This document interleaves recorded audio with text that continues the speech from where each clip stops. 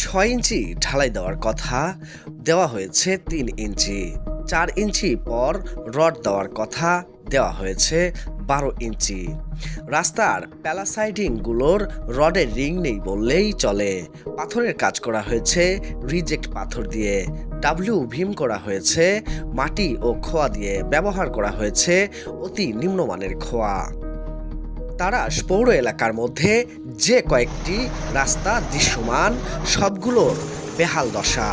সিরাজগঞ্জের তারাশের পৌরসভার অবকাঠামো উন্নয়নের একটি অংশ ৮,৪৭,০০,০০০ টাকার অধিকাংশই আত্মসাতের অভিযোগ উঠেছে পৌর প্রকৌশলী মোহাম্মদ মকুল হোসেন ও স্থানীয় ঠিকাদার এসএ এন্টারপ্রাইজের স্বত্বাধিকারী সোহাগ রানার বিরুদ্ধে।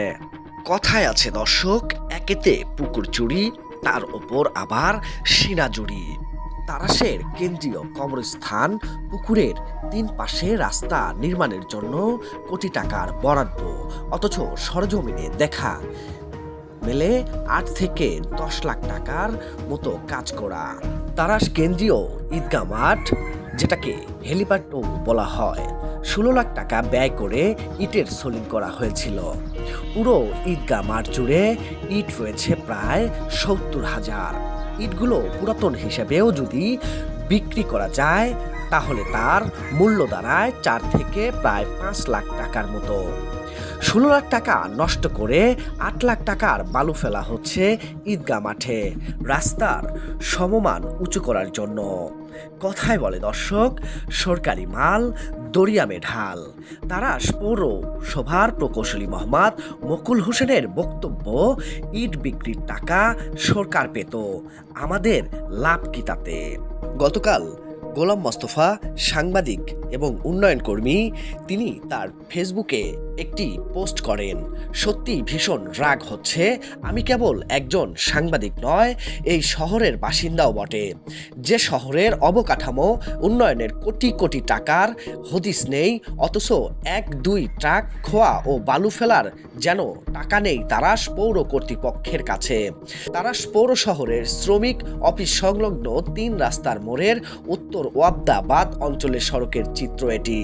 এখন প্রশ্ন হচ্ছে দর্শক, এত পত্রপত্রিকাতে চোখে আঙ্গুল দিয়ে দেখানোর মতো দুর্নীতির চিত্র, ভিডিও ফুটেজ, ছবি সহ রাস্তা, পুকুর এবং ঈদগাহ মাঠ সহ বেশ কয়েকটি দুর্নীতির চিত্র চোখে আঙ্গুল দিয়ে দেখিয়ে দিয়েছে সাংবাদিক ও উন্নয়ন কর্মী গোলাম মোস্তফা।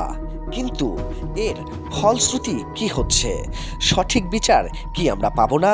প্রশাসন কেন নড়ে চড়ে বসছে না এই বিষয়গুলো নিয়ে? এর থেকে আর কিভাবে দেখালে প্রশাসন তার পদক্ষেপ নেবে? এত দুর্নীতি, কোটি কোটি টাকা দুর্নীতি, যা তারাশকে রোল মডেল করে দিতে পারে। এই দুর্নীতির টাকা আত্মসাৎ করার পরেও চোখে আঙ্গুল দিয়ে প্রশাসনকে দেখানো হচ্ছে, তবুও কেন প্রশাসন এর পদক্ষেপ নিচ্ছে না? যারা এই ভিডিওটি এই মুহূর্তে দেখছেন, অবশ্যই আপনার মূল্যবান মতামত জানিয়ে যাবেন। তারাশের একের পর এক দুর্নীতির চিত্র তুলে ধরছেন সাংবাদিক গোলাম মোস্তফা, তবুও যেন প্রশাসন কোনো পদক্ষেপই নিচ্ছে না। এই মন্তব্যটাও আপনাদের কাছ থেকে আশা করছি, নাকি প্রশাসন এটার সাথে জড়িত রয়েছে বলেও মন্তব্য করবেন আপনারা।